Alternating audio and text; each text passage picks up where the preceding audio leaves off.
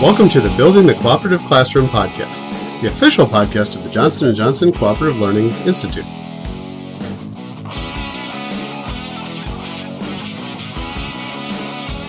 Welcome to Building the Cooperative School. My name is Adam Rubicek. I'm here with my good friends Derrick Swistak and Aaron Fleming.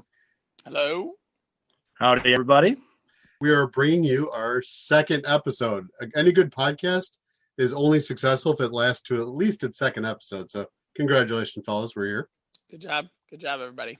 Round of applause. So how these next few episodes are going to go, we're going to look at the essential elements of cooperative learning.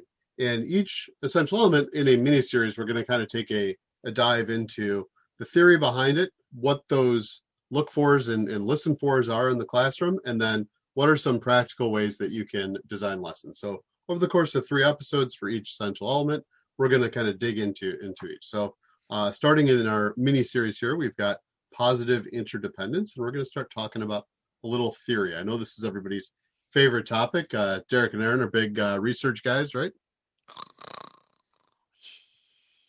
Wait, were you talking? No, seriously, this is good stuff. While you might not be so interested in the theoretical base, there's actually a very interesting history to the background of cooperative learning. So we can talk more about the deep roots in the ancient traditions of having students cooperate, whether it's through the Talmud or Socratic seminar, or a variety of different methods that have developed all over the world, in ancient and modern history. But we'll talk more about sort of the American philosophical base. So specifically with positive interdependence, we want to look at the social interdependence theory. And this has its roots in Gestalt thinking from turn of the 20th century Germany, actually. And as we remember, Gestalt is this idea that the whole is greater than a sum of its parts. When people or ideas get together, that there's something unique about that interaction where we're accomplishing more by having all those pieces in one. When you get into early 20th century America, you've got 2 researchers that are digging into this idea of the Gestalt and applying it to educational psychology, and that is Morton Deutsch and Kurt Lewin. And both of these researchers were trying to apply this idea of the Gestalt, like I said, to the educational basis, and they came up with the social interdependence theory. And basically what the social interdependence theory says is that people need to rely on each other for growth. If there's any psychologists out there, I'm sure I am mangling this, but the fundamental of social interdependence theory really tries to get it at this notion that by having students or having individuals work together, that they can build more knowledge, build more understanding. And so this is the way that you structure lessons. This is the way that you get students to start with maybe an extrinsic push to have some task that they have to complete together. But ultimately, when it switches to that intrinsic motivation, when those students want to work together for the sake of working together, that's when true learning and true growth. Yeah, and the Gestalt theory kind of follows along with that too, right? About being like in close proximity with one another, having some sense of symmetry, having some sense of closure, finding similarities between things. So they take that and apply it to principles of cooperation. Well, and, just in case, in podcast number 2, you're thinking to yourself, hold on, what was that positive interdependence? Just remember, it's that sink or swim together mentality, right? That if my group doesn't succeed, then I don't succeed. And, we're really building that learner opposed to student mentality. I know that Derrick talks about that a lot in his classroom. I'm sure Adam has talked about that for years as well, that, with this togetherness, we want kids to become, learners, and not just play the game of being a student. So all that stuff's involved. And I think another reason why we want to learn a little bit about the history and talk about where this came from is that this is not a new idea. Cooperative learning seems to come up every few years, every decade or so. Someone talks about, oh, here's a new way to sell it. Here's a new way to get your students to talk to each other, maybe through a technological means, maybe, by having, within context within a certain discipline. So like maybe here's some ways that you can build math by constructing understanding together. But this idea of cooperative learning within the modern context goes back to the 1920s. So this is a tried and true method that time and time again has been shown to have a positive benefit for students. You'll see how all these elements are intertwined together, but this is one of the more important things as far as the teacher's role is kind of setting it up so that the group can't accomplish things without each other. And there's different ways of going about that we'll talk about in future podcasts. Might there be 9 different ways to do that, Derrick? There might be. Now you're getting ahead of it. You're getting ahead of it. At least 9.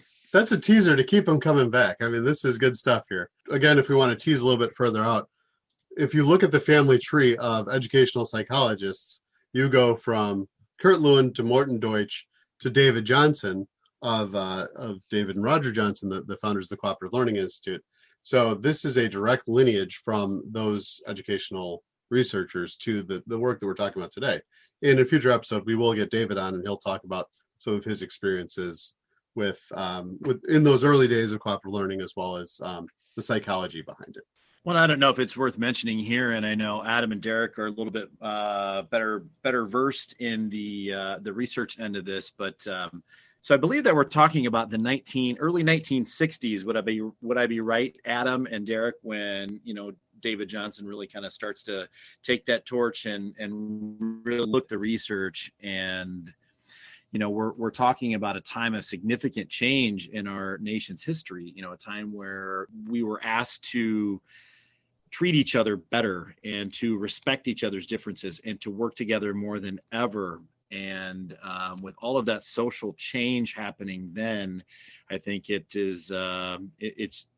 serves us and serves our students well now to continue to look at that, in another time of, change and reevaluation of how we treat each other and ask our kids to treat each other. That's a great point. And that what's old is new again. We're seeing this era of awareness and really examining our differences and what makes us different and unique, and capitalizing on those and making sure that all voices are respected. And I really think there's no better way to do that than through the use of cooperative learning. Again, as we get David in here to talk about his work with cooperative learning, as he and Roger got together, was not to revolutionize the way the kids learn things. It was to make people get along. It just so happens that when you get along with your peers, you're going to learn a lot more. That's where this psychology comes in, that we understand how the brain works. We understand that humans are inevitably social creatures, and that we're going to do better when we work together. Yeah, and I think a lot of that, when we talk about the 60s and we talk about today, is that in the 60s we had the world getting smaller, right? And we had a lot of social change, but we also had a lot of world change as well. And now, we see that the world has gotten even smaller, because you can just be on a computer or on a device and you can be talking to all kinds of people from all over the world. And so to both good and bad ends. And that is really important to kind of make that distinction. So bravo to you, Fleming, for bringing that up. That's about all we'll give you on the research here. I think in future episodes, we can actually look at some articles and some research that are currently coming out. We could explore where the latest thinking of cooperative learning is, but it's a little picture into the history of the research and the theory behind positive interdependence, which is the first of our essential elements of cooperative learning. And I think we'll leave it there for the day. Let's cooperate. Thank you for listening to the Building the Cooperative Classroom podcast, the official podcast of the Johnson & Johnson Cooperative Learning Institute. Please check out the show notes for all relevant links, including a link to our Twitter account and the Cooperative Learning Institute webpage. This podcast is copyrighted under the Creative Commons license, copyright 2021. Theme music courtesy of Jimmy Ryan.